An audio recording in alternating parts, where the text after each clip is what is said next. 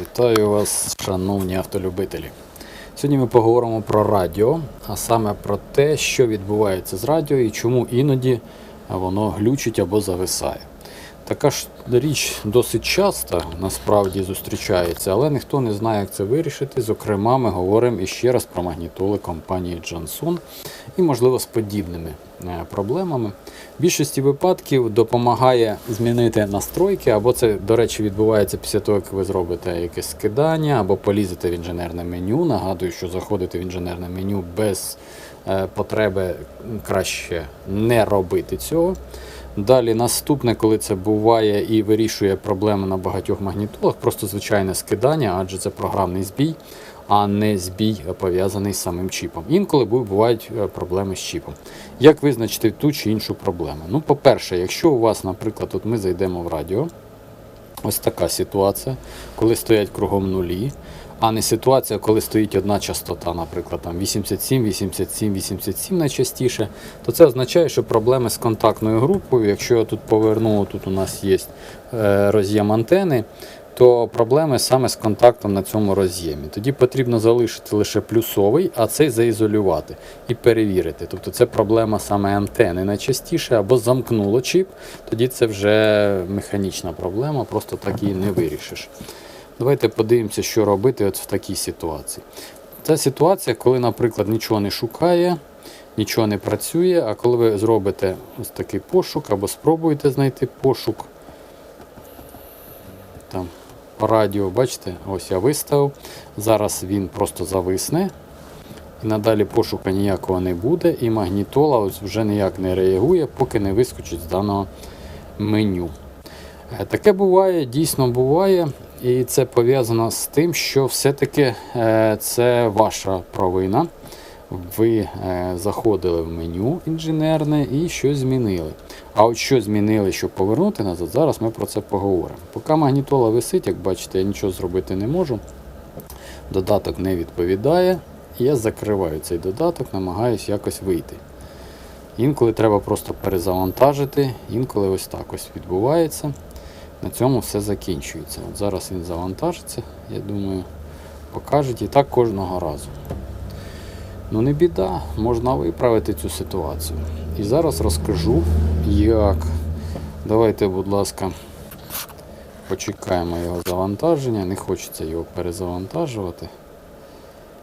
Він має віддуплитися. Де почекати. Все, є.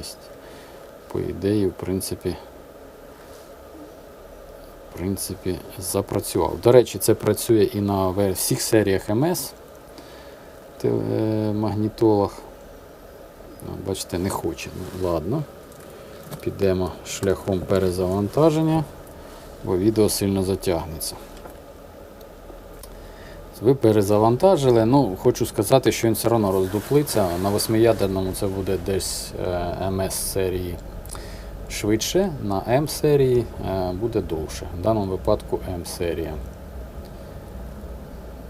Там хвилини 3 треба чекати. Я ось перезавантажив для вас і подивимось, як виправити цю ситуацію. Радіо не допоможе, скидання теж не допоможе, прошивання теж не допоможе.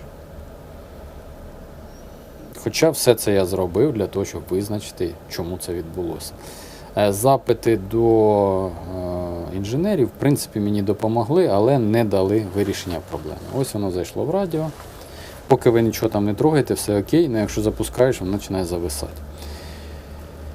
Що робимо? Перше, що треба зайти в настройки. В настройках обрати система і обрати мову. Мову потрібно обрати українську, тобто перевести на українську. І в даному випадку саме на, а не в. Ось.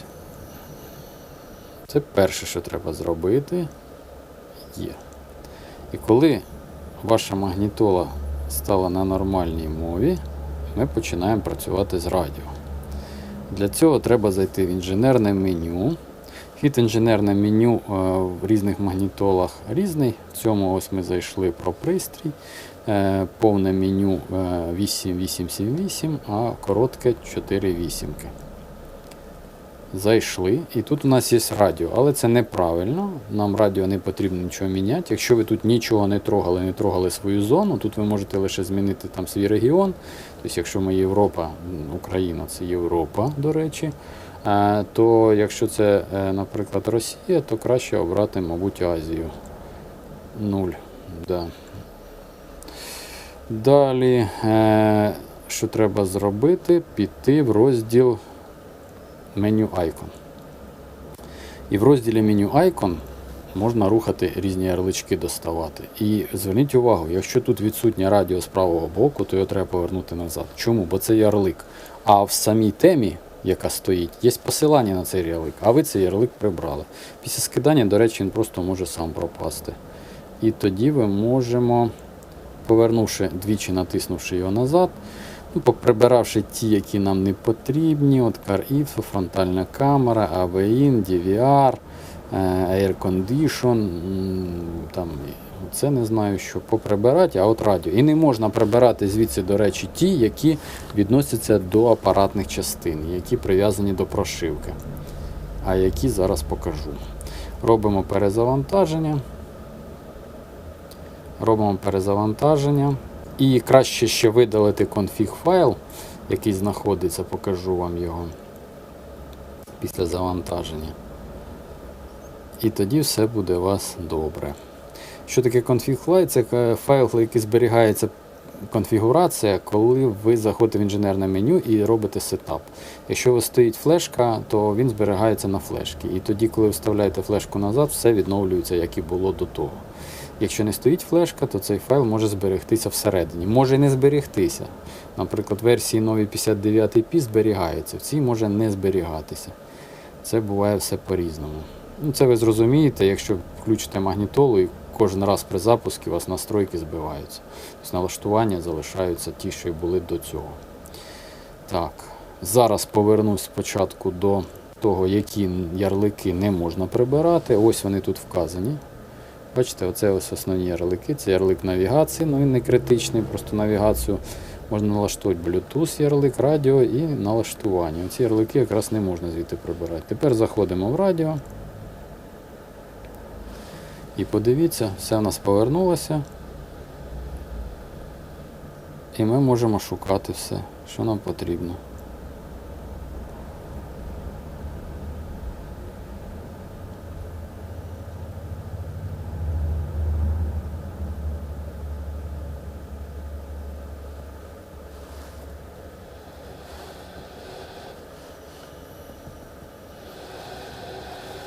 Ось так, у нас все працює, все прекрасно, весь функціонал є. Тепер давайте зайдемо, глянемо той файлик config, якщо він зберігся.